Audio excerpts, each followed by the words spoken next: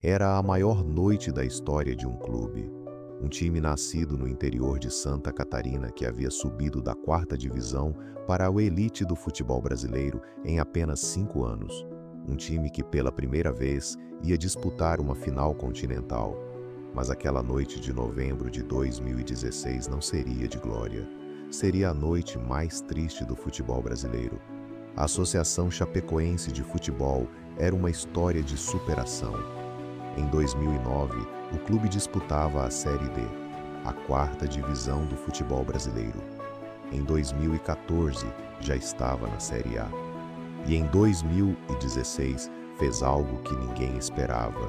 Eliminou adversários tradicionais e chegou à final da Copa Sul-Americana, o segundo maior torneio de clubes da América do Sul. O adversário era o Atlético Nacional, da Colômbia. A primeira partida seria em Medellín, no dia 30 de novembro. Chapecó, uma cidade de 200 mil habitantes, estava em festa. Os jogadores embarcaram sonhando com o título. Ninguém imaginava que aquele seria o último voo.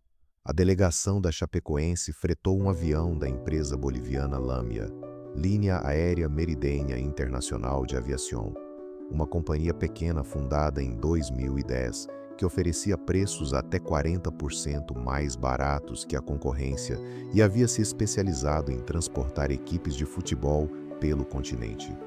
O voo partiu de São Paulo na noite do dia 28, fez escala em Santa Cruz de la Sierra, na Bolívia, e seguiu em direção a Medellín, na Colômbia.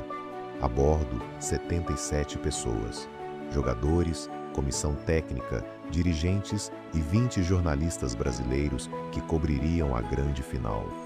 O que ninguém sabia, e que as investigações revelariam depois, era que o avião havia decolado no limite crítico de combustível, sem margem de segurança, sem escala para abastecer. O piloto havia decidido voar diretamente para Medellín, uma decisão que custaria dezenas de vidas. Faltavam 2 minutos para as 22 horas quando o desastre aconteceu. A aeronave perdeu potência quando se aproximava de Medellín. O combustível havia acabado.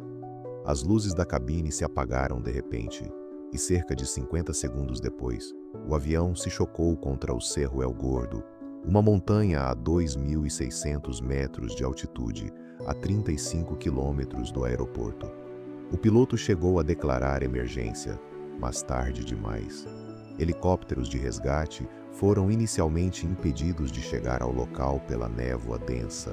As equipes de socorro tiveram que subir a montanha a pé na escuridão da noite. Quando chegaram, encontraram os destroços do avião espalhados pela encosta.